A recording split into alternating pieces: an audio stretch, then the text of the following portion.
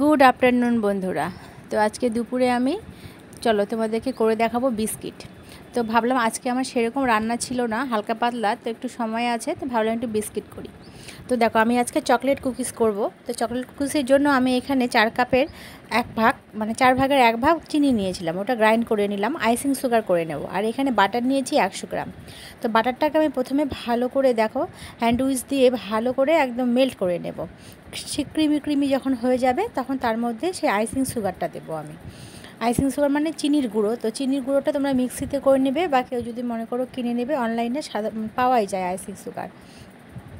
তো আমরা এইভাবে করে নিয়ে আমি এখন চিনি দিয়ে দিলাম। চিনি দিয়ে বাটার আর চিনি একসঙ্গে আবার মানে পেস্ট করে নেব সুন্দর করে, একদম ফ্লপি। তো এখন ফ্লপি হয়ে গেছে, ওর মধ্যে আমি এখানে 1 কাপ ময়দা দিলাম, আর 2 বড় চামচের 2 চামচ, 4 চামচের বড় চামচ কিন্তু 2 চামচ দিলাম কোকো পাউডার। এখানে কোকো পাউডারটা সবসময় ভালোটা নেওয়ার চেষ্টা করবে। আমি ভালো একটা, এটা হচ্ছে খুব মানে ভালো ব্র্যান্ডেড লাভিটের নিয়েছিলাম।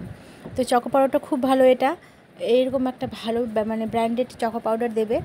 দিয়ে আর 1 চামচ দিয়েছি আমি বেকিং পাউডার, বেকিং সোডা নয় কিন্তু বেকিং পাউডার। আর এখানে ভ্যানিলা এসেন্স থাকলে ভ্যানিলা এসেন্সটা এখানে যোগ করবে। আমার ছিল, আমার মনে ছিল না, পরে মনে হলো, তো আমি এখানে ইউজ করিনি। যাই হোক, আমি শুধু এই 3টে উপকরণ দিয়েই করেছি, বাটার, চিনি আর ময়দা আর কোকো পাউডার, মানে 4টে দিয়ে করেছি।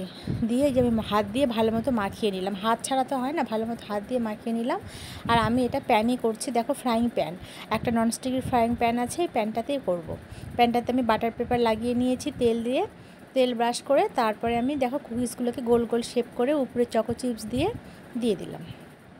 একটা তাওয়ার উপরে দিয়েছি, রুটি করা তাওয়াগুলো থাকে না, ওই তাওয়াগুলোর উপরে বসিয়ে দিয়েছি 20 মিনিট। 20 মিনিটের বেশি লাগবেই না কুকিজ করতে, 20 মিনিট হলেই বন্ধ করে দেবে। আমি 20 মিনিট পর অফ করে দিয়েছি এবং ওইভাবে রেখে দিয়েছিলাম। এই দেখো কতটা বড় বড় হয়ে গেছে কুকিজগুলো।